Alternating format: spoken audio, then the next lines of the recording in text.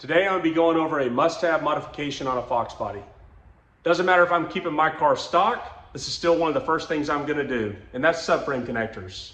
Number one reason for that is it's a unibody car. The only way to tie the front and rear unibody together is going to be with subframe connectors.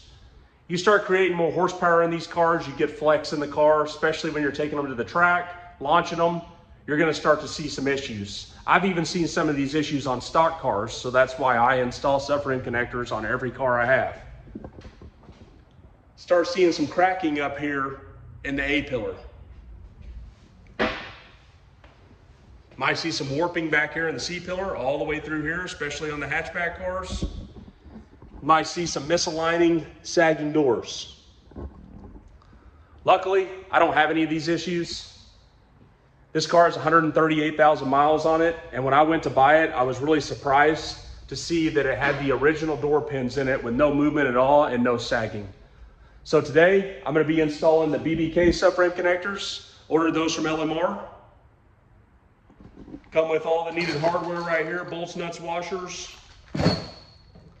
Install instructions, QR code, you have to scan there if you need those. BBK stickers. And these grip emblems, I'm guessing, go on the side of the subframe connectors. I'm just going to throw those in the trash. So typically, I'd go with a subframe connector like Stifler's. I don't have access to a welder right now. These BBKs have been out for years. I've always wanted to try them, so I figured I'd give them a shot. Car's already up on the lift. I just got to lift it up.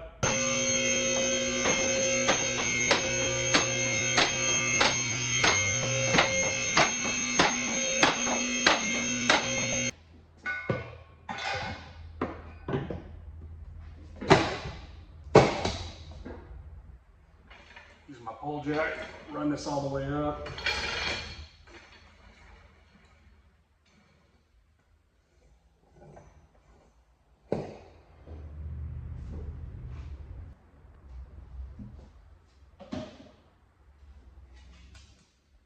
Comes with 4 washers and 4 nuts for the seat support.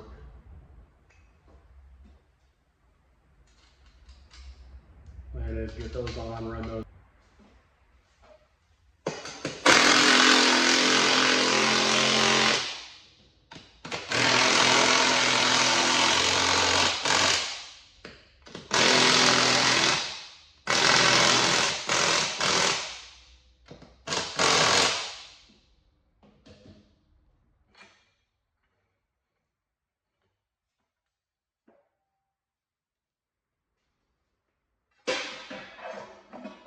So this one on the front is flush. So I can get this pole jack up against it, drill the holes.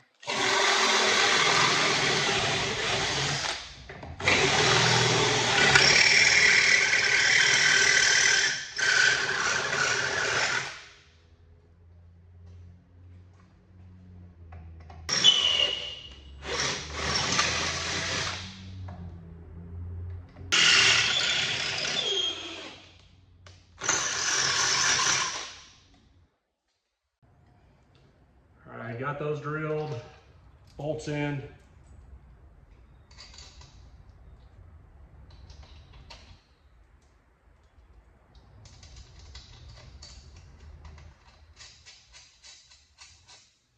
I won't tighten these all the way down yet.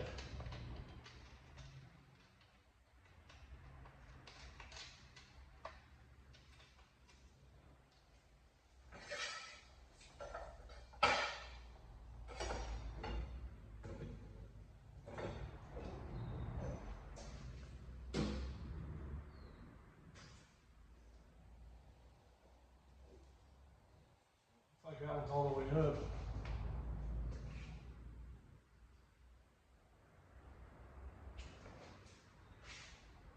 Should be able to get my drill right in here to hit both the holes. So I'll start with a smaller drill bit.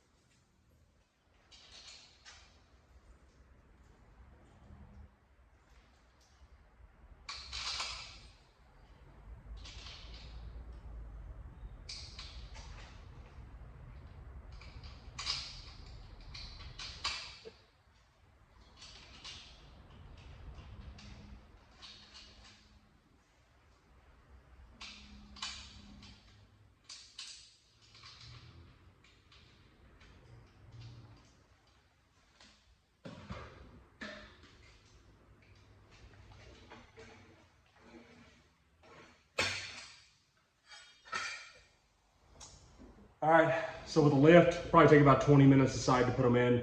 The other side is gonna be a little bit harder just because the rear brake line runs. You just have to kind of move it over to get the subframe connector up in there. And then also the line from the charcoal canister to the gas tank, the vent line runs up there too. So you just have to move those out of the way when you do the other side.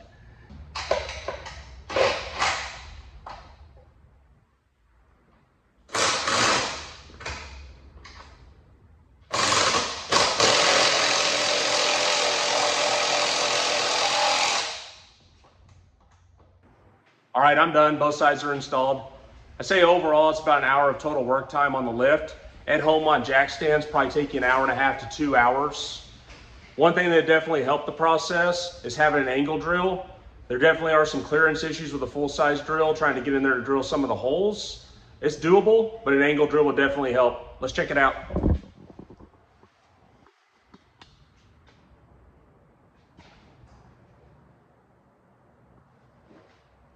BBK does send you these nuts and washers. They go right on the bottom of the factory seat bolt, so that's nice.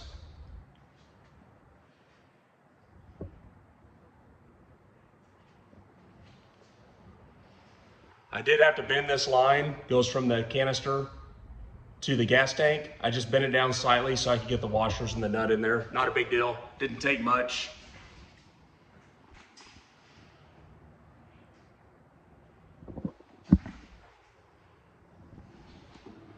Over here, I just had to pop this clip out and I held the lines up with the pry bar so I could drill my holes. These are just scratches, just cosmetic from tightening the bolts, no damage.